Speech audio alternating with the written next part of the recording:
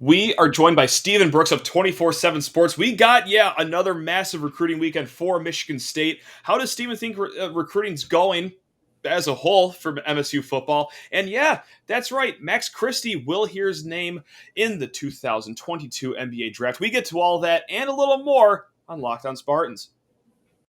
Are Locked On Spartans, your daily podcast on the Michigan State Spartans, part of the Locked On Podcast Network, your team every day.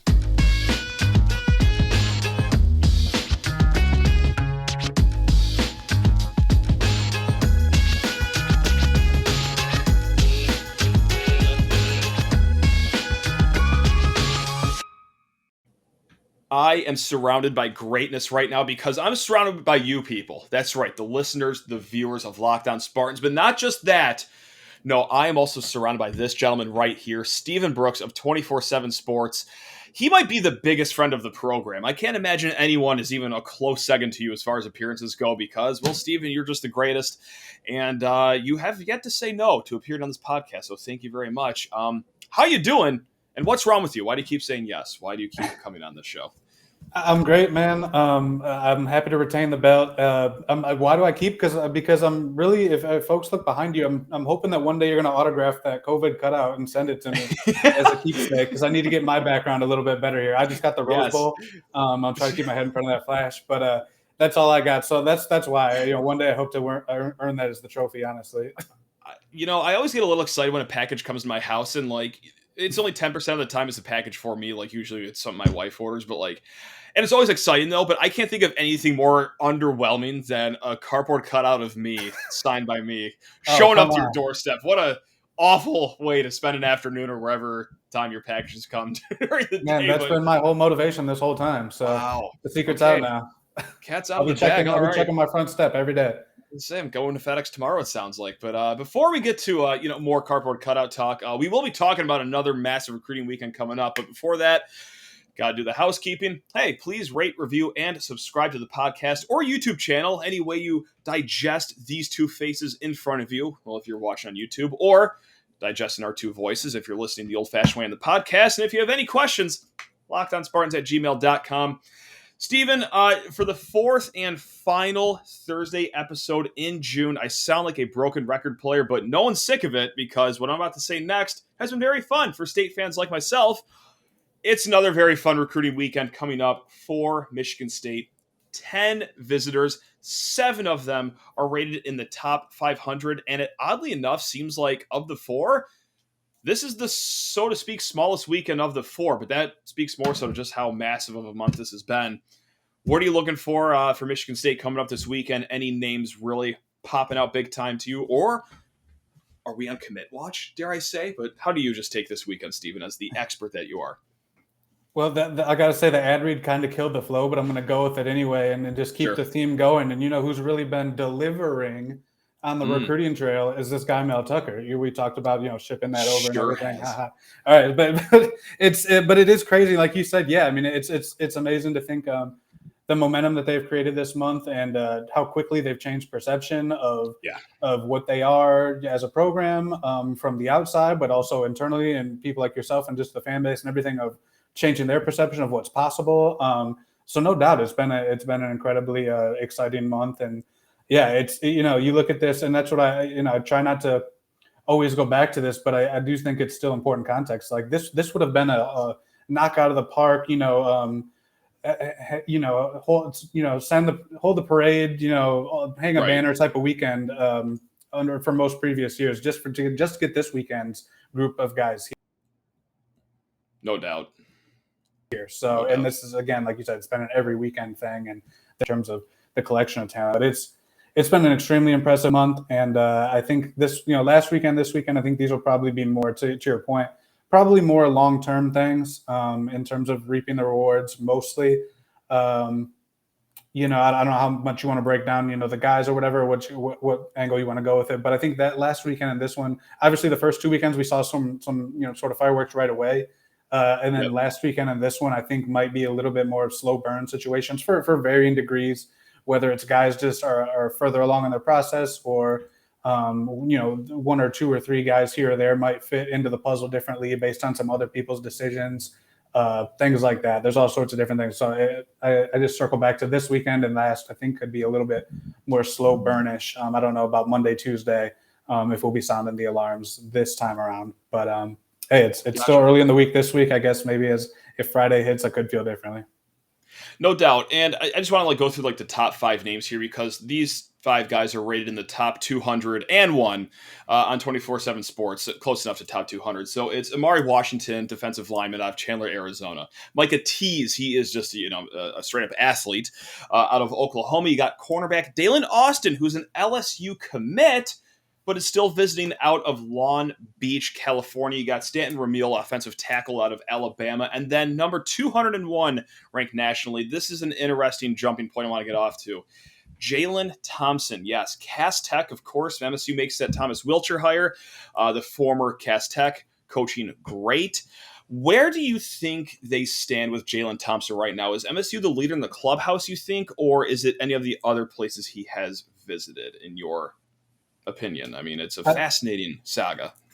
Yeah, I thought they were going into the summer. It's a little hard to say today. So he got offered by Ohio State after performing at one of their camps. I guess about 2 weeks ago, pretty early in June. And from what I understand, that shook things up pretty instantly. That was an offer he was looking for, and great to play for Larry Johnson and everything that they've had going on there. Yeah, I mean, you can understand. Cass Tech, where he plays has sent guys over there. So there's nothing unprecedented about crossing the line and doing that. Obviously, they have the strong Michigan connection as well. But yeah, I thought Michigan State was in great position. I still think they are. I do wonder if Ohio State maybe could have just come in at the last second and leapfrogged them. But the fact that he didn't just jump on it right away, obviously, speaks to something there as well. I think Cincinnati's probably the other big player there, and maybe Michigan or Kentucky would sort of be on the fringes there as well. But I really see it today as Michigan State and Ohio State duking it out there. And we'll see. I think maybe the longer it goes on and maybe that initial high of the Ohio State offer and everything wears off, maybe that could lean things back in Michigan State's direction. I know the prospect of being coached by Brandon Jordan is like for many people is a big thing for him. Right. So maybe he comes back around to that. And Ohio State, let's just be honest, it's a really cutthroat environment. They're getting top 50, type of D lineman every year.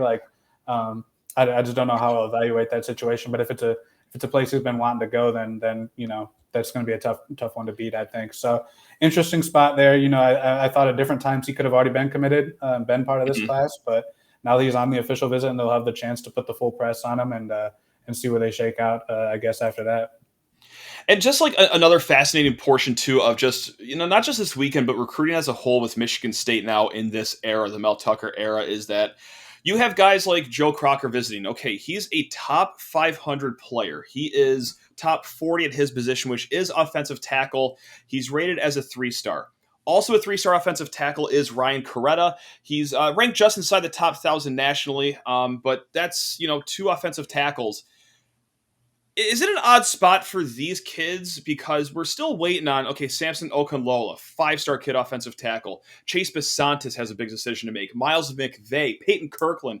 These are all offensive tackles that are rated, at least on 24/7 Sports, higher than these 2 offensive tackles visiting. So are these guys that you think even could commit this week if they want? Or what's that situation like as far as offensive tackles that aren't rated as high as the literal big fish coming on campus in the last few weeks? It's just fascinating world that we're in right now as State fans. So it's just. No, I've heard that a few times. The idea of Michigan State, closing the door in the face of some really good players, and not in a rude way, but just out of necessity. Guys, sorry, there's just no more room. Fire Marshals Cummings, we're at capacity type of thing. Right. I know that was sort of painted a bad picture, but but they're just going to have to turn away some good players because they've done such a good job of laying early groundwork at a lot of different positions, and now. Obviously, the success of last year sort of, was like fertilizer on all those seeds. And now everybody wants to come see what Michigan State's about. And suddenly they have a lot of options in defensive backs an area, and in offensive line is an area, defensive line is an area where they can be really picky. So to your point, no, I don't think a guy like Coretta or Crocker, I don't think probably right away could commit. Gotcha. Coretta wasn't even going to take an official visit. He came up to camp. and performed and sort of like earned his way into that stage of it. Like, okay, you can come take an official. We'll sort of keep the process going there, but just know we have other guys we're looking at. And so I don't think they would fill up any spots before, like you said, Okunlola, Sure. Chase Basantis for sure, who I think they have a very good shot at out of New Jersey, a tackle. Some of these other guys, Peyton Kirkland, who was just here last weekend, they're definitely going to want to hear about all those guys, probably before they make a move on some of these other folks. But they put them in a position, these are guys like, again, other classes, other years, folks would have been over the moon about, guys that would have anchored the offensive line class, and they're sort of having to stiff arm them, because I'm sure that some of these folks, if given the green light, would commit today. And then but give Michigan State staff credit that they're being honest with folks. Like I just mentioned with Ryan Coretta, they're being upfront and honest with folks about, here's sort of where you are. And then they moved him to the next stage when he showed them what they wanted to see at camp. And now it's like, all right, come on an official visit.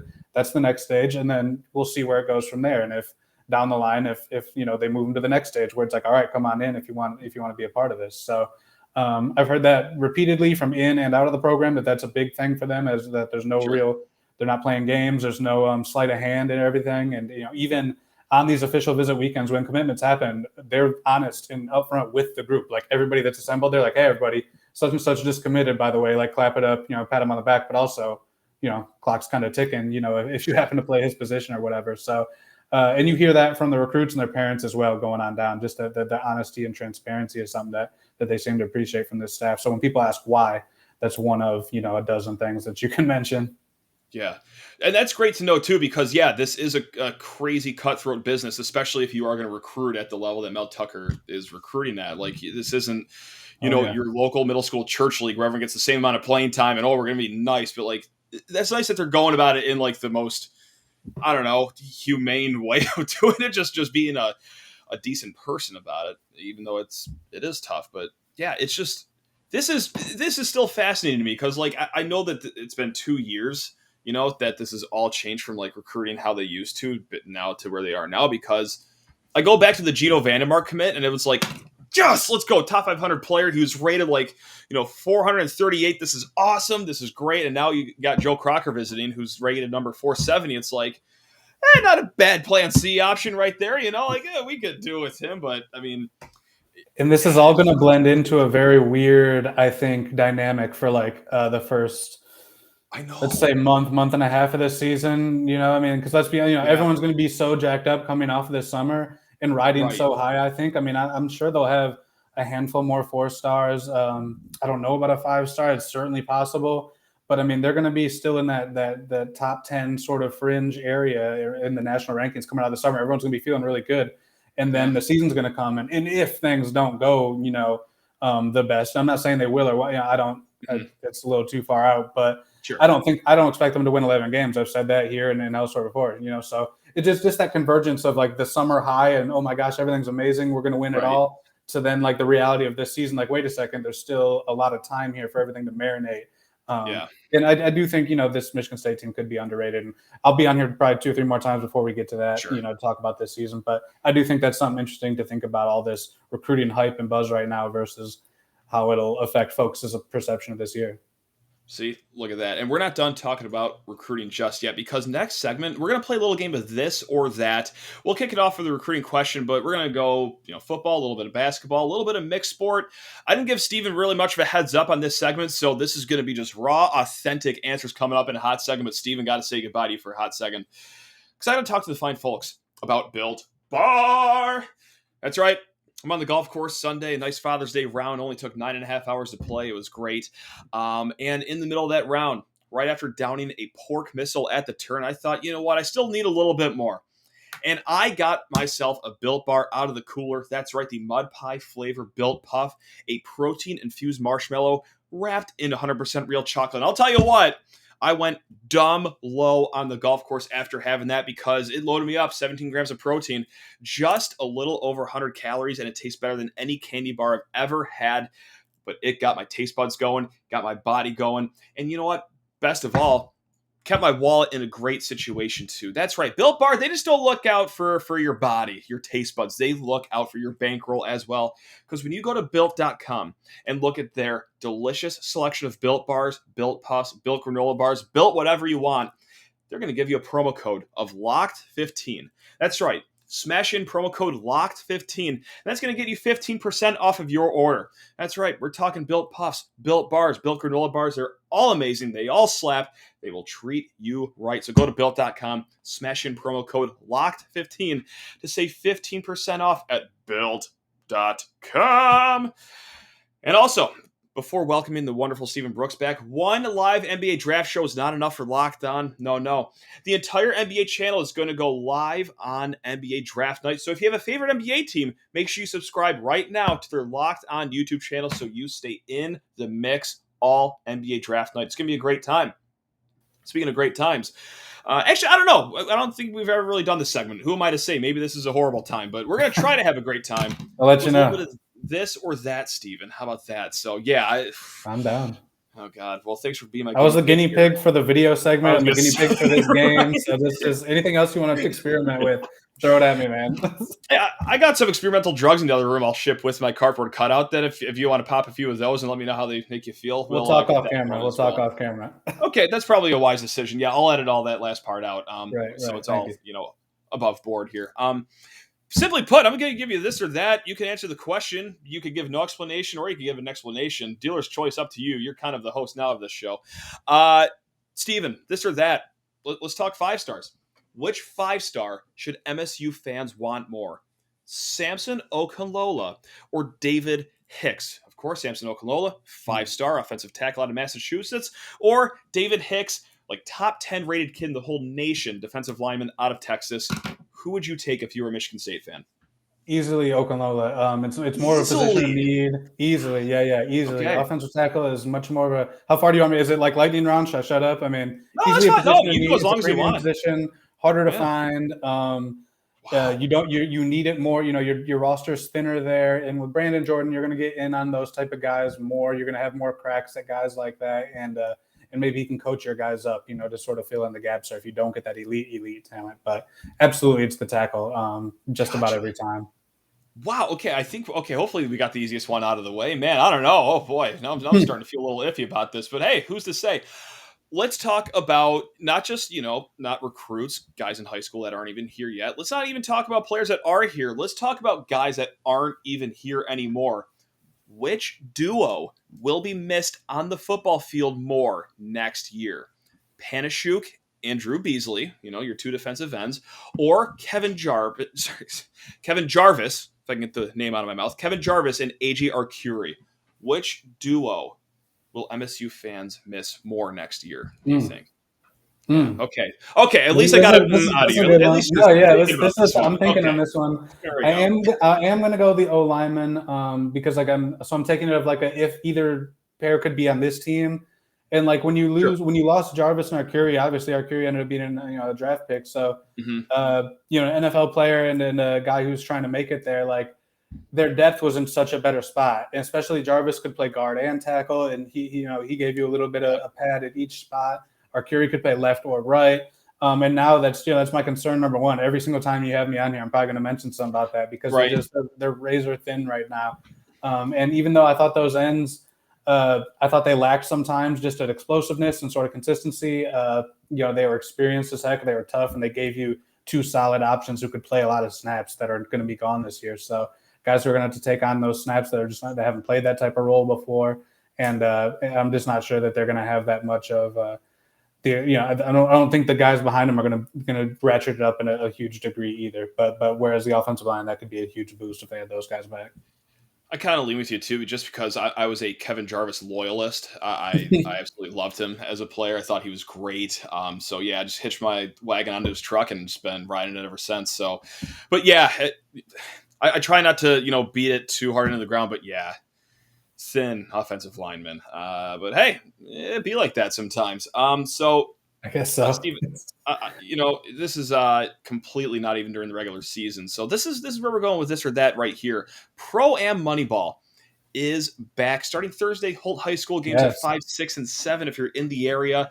What do you, as an esteemed journalist, a digester of sports, what do you get more concrete takeaways from? spring football, like the game or the practice that they air on Big Ten Network every year, or Moneyball pro-ams? And no, you cannot say neither as an answer. What do you get more concrete takeaways from? I get. Yeah, that's tough. Like, this is probably the closest now, one. These are tough questions now. Yeah, now we're getting to it. Yeah, because both are notorious for this. Obviously, yep. I'll say spring football. Just because you might see somebody in like a scooter or a cast or something, like they can't fake that. Like there's no faking that. All right. I've seen a lot of fake stuff though. Fake pick sixes and fake 50-point games in Moneyball and this and that. But you can't. I don't think I've ever seen a fake cast or fake scooter type of deal at Michigan State yet. So I guess I'll go that. Just by a hair, though. It is close. I'm locked up with you and my reason is, like, I think we just get lied to in Moneyball more than we get lied to in spring games, because usually, like, there's, just like you said, injuries are really the biggest takeaway in spring football. Other than that, like, no one's overreacting to anything too much. Moneyball, like, we were led to believe Tum Tum Nairn in 2018 was going to be the reincarnate of Klay Thompson. Like, it was going to be his year, or 2017, whenever he played.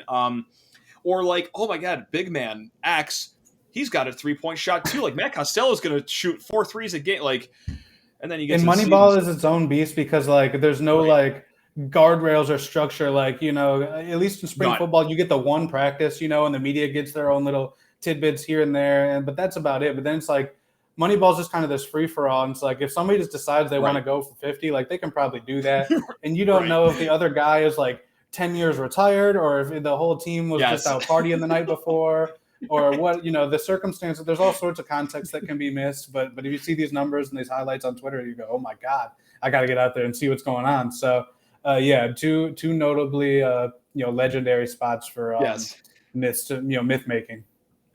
I'll out myself too. I know I'm going to be part of the problem in Moneyball because I do love Moneyball, and like when Davis Smith goes for 32 points next week, like I will be saying, 6 man off the bench, is he going to be the 6th man of the year in the Big Ten? Like, I will be part of the problem. I consciously know this, but so many people are going to talk themselves into Mady Sissoko because he's going to block 20 shots into the stands in one game or something. And so many people are going to be jumping on board. It's going to be great. Jackson Kohler, I'm sure he's going to be a fan favorite this summer. I mean, that's probably going to be through the roof by the time we're done with this. The hype train for him. Mady Sissoko will hit 2 elbow jumpers in the same game next week, and I'll do a whole Mady Sissoko episode of Locked On Spartans and talk myself and the rest of the suckers into thinking that this is the year. It's going to happen, guys. Whatever. We needed it back. It's just right. It's part of the natural life cycle around here. We needed it back. Yeah. See, exactly. And 2 years without Moneyball was way too long. It felt like it was 5 years, but I'm happy to have it back. I got 1 or 2 more this or that questions here. Maybe this isn't even a good question, but I'm going to see how it rolls off the tongue anyway. This is between some running backs, kind of. You'll get what I mean by that right now. Bigger impact on the field next season. Former running back, current defensive end Brandon Wright, or any running back not named Jarek Broussard or Jalen Berger.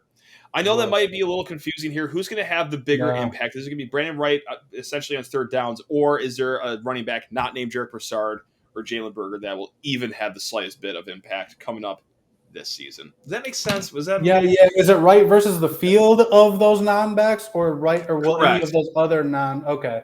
Yeah, whatever. It doesn't matter. I'm still going to take Wright. Honestly, I think.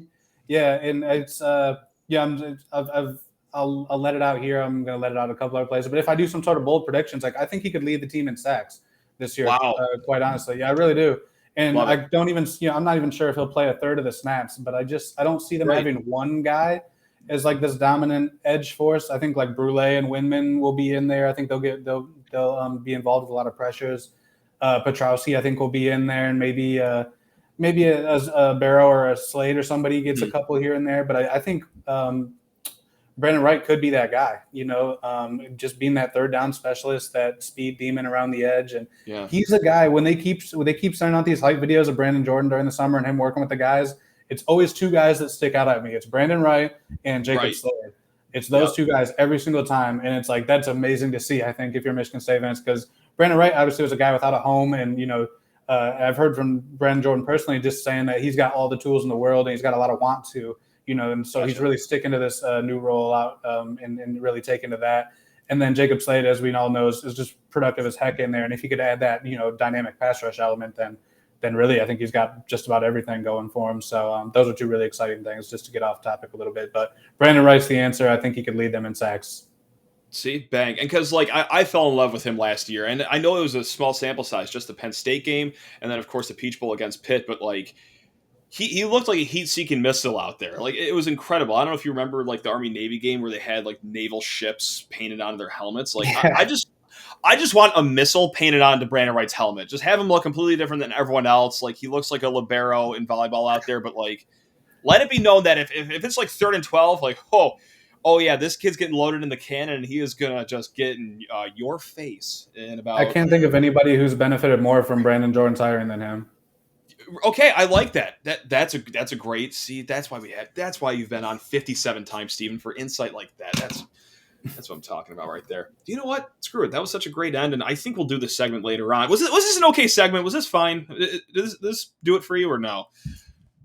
Oh no, yeah, it was good. It was good. Okay. No, I like it. All right. Yeah. Okay. Yeah, absolutely. Yeah, we'll keep a few historic feats or something, greater historic team or East Lansing, traditions, this or that or something. Bring the culture element into it. Peanut Barrel or Conrad's rap, something like that. Oh man, this is great. You know what? Next time you bring bars and foods into it, though, and it becomes this very segmented by era, though. So everybody has because every 5 years East Lansing turns over so much. So maybe that's not the best idea, but there's something out there. We can work on it. It is. You know what? We'll do a whole episode of this or that, in I don't know. I like it. Just in a few weeks work for you. Yeah, we'll talk off camera, but hey, I'm fine to bang out an entire episode like that. But let's talk about Max Christie for a hot second here, because this episode will air on Thursday if you're listening to the podcast, on YouTube Wednesday night. Regardless, hey, Thursday night, it's the NBA draft. How fun is this? And 97.9% chance that Christie will hear his name picked. Obviously, he thinks it will be picked as he left Michigan State after 1 year. But let's talk about him right now. I looked at a few mock drafts today. I looked at 6 of them. The highest that I saw was NBADraft.net, had him going 28th to the Warriors. The Athletic had him being the first pick in the second round, so 31st overall to the Pacers. CBS Sports, 35 overall to Orlando. Bleacher Report, 41 overall to New Orleans. And Yahoo and Sporting News both had him 44 overall to the Hawks. That's the highest I saw, or lowest I saw. Any way you slice it, that's the biggest number of his selection. I don't know how to word that, but yeah, that's kind of what we're looking at here. I don't really know what other comment to make other than I don't know. I think we're aligned, Steven.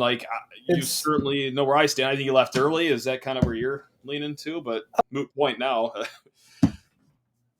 Oh yeah. It's gonna go down as one of the weird ones. Deontay Davis was weird, but then folks add in the context, and as time passed, more people understood his family situation, what went into that, and so there's been other ones, but this will go down as one of the weirder ones for sure. I thought he was a really smart kid, really nice kid in the year I got to cover him, so I wish him well personally. But this pre-draft process has been weird because he hasn't been a big riser, but he hasn't really been a big faller either. But then, as you just said, with those mock drafts, he hasn't really settled in it seems like nobody knows what to do with him, because it's not like he's settled in the late 30s or wherever. It's a 20 spot range we're talking about here. So it's not he's not going to make it out of the first, or he's definitely somewhere in the 40s. There's just really no pegging it down. And so I think that would be reflective, this year, obviously, but I think reflective of how the league feels about him. I don't know. And then he had the decisions about not working out at certain points or whatever he did with the combine, or he wasn't going to scrimmage, or he didn't do that there and all that. Right. So it's do you really want them to just pour through that tape, man? Because I thought that would be a great opportunity to be hey, here I am against the best. Here I'm showing my skills to you live, and this is what I'm really all about. If he in theory wasn't happy with what he did at Michigan State. So it's hard to understand. It's a hard one to digest, is the way I put it. It's going to be hard for a long time, and I think folks should just turn the other cheek and root for him, because his success ultimately helps Michigan State at the end of the day. But it will be a hard one to digest, because I think everybody sees the natural path of come back for your sophomore year, be that first team All Big Ten, All American type of guy, and then go in the top 15. And then, your bank account's a lot healthier on day one, and the rest of your career is off to a much healthier start, a much easier start than the way it's looking right now. So I wish him luck, but it's a weird one. And so I'm curious about how it's all going to fold out. That's for sure. Yeah. I just hope, like we mentioned, I hope he's not like in the late 50s. So I got to stay up all night with all the other, far-flung European players and everything getting picked. Exactly right. So, not to count someone else's money here, but this is what we're looking at for Max Christie. If he is selected at the end of the first round there, we're looking at $4 million-ish guaranteed. It could go down to 3-ish, could go like 4.5. Kind of fluctuates a little bit, but something that actually just got finalized here is the amount for two-way deals have been finalized. So let's say Max Christie gets drafted in the middle of the second round. A team burns up a two-way deal on him, meaning that he will play up to 50 games in the NBA and then the rest of the game in the G League. That's $500,000 per year that he would be making right there. So, yeah, could he have benefited from coming back, taking his Gary Harris years, which I've called it, and then solidifying yourself as a top 15 pick where guaranteed money's closer to like $8 million, $10 million? Yeah, but again, moot point. This is old news. Like, I'm not going to harp on it too much. I've not lost a ton of sleep on it in the last few days, weeks, months. But that's what we're looking at money wise. If anyone out there cared to know what we're looking at here as we tune in Thursday. Other than that, I don't know. It's kind of pretty obvious. Like, what team do you want to see him go to? A good organization. I don't know. I've done it enough too where I just lie to myself and I see a guy go to a bad organization. I try to talk myself into it ooh, early playing time. Cassius goes to the Washington Wizards hey, maybe this is no, you just want to see a guy go to a good organization like the Warriors.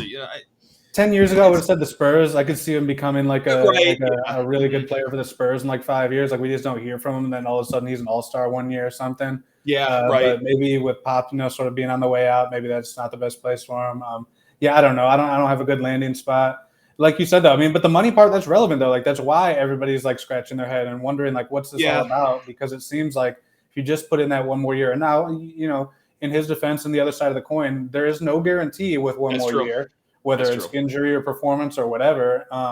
But history shows us, it just seems like he's choosing the harder path. And people just don't do that in life, So I guess in one sense you got to respect it. And, he's clearly betting on himself, clearly. And we'll see where it takes him, I guess. And if he can, ideally, yes, you get to that second contract sooner, and then you get, that third contract sooner. And boom, you're making big money at a younger age and everything's accelerated that way. You have a longer pro career. But he's got some work to do to make that long pro career happen. And, NBA people will say you can develop well in the NBA and in the G League, and college people will say it's best for you to come back to college and develop at that level. So it sort of depends on who you talk to there, but definitely going to be a fascinating one. And he sort of puts himself in that sort of oddball tier, no disrespect to him, but there's sort of some of those oddball Michigan State Izzo draft pick pros that just have been where I don't think the fan base has had the strongest connection with them when they've left. Agree. It's usually surrounded by just how they left, And so I don't have the whole list in front of me, but there's a couple guys where it's just I almost kind of forgot about him because they don't have that long tie to the school because of the way they left or whatever. So I don't know if that'll be the case, but I guess it certainly could be. We'll stay tuned. And of course, I'll be back reacting to it on Sunday night on YouTube or, Monday's episode of Locked On Spartans here. Because we're winding down, Steven, another half hour of your life spent on Locked On Spartans. I can't thank you enough for your time, man. Your insight, it's always on point. You're always the best. Not only I love you, but the listeners and the viewers love you. So thank you so much for spending some of your time with Locked On Spartans. But yeah, we'll be back Monday reacting to that. I got a great mailbag question that had 5 questions within that. LockedOnSpartans@gmail.com. We'll probably hit that. I don't know. The Free Press is suing MSU into bankruptcy. Maybe we'll talk about that. I don't know. Whatever it is that happens in the next few days, we'll talk about it. Next episode, Locked On Spartans. But until then, Steven, thank you so much. You're the man. You're the best. Thank you. Thanks for having me, man. Now I got to box up the cardboard cutout, get to FedEx, and send it to your address. So, that's right. We're awesome. Well, hey, love every single one of you out there. You guys are the best. Thank you so much for making Locked On Spartans your first listen every single day. Go enjoy your weekend. Go green, everyone. Let's go. Let's have a weekend.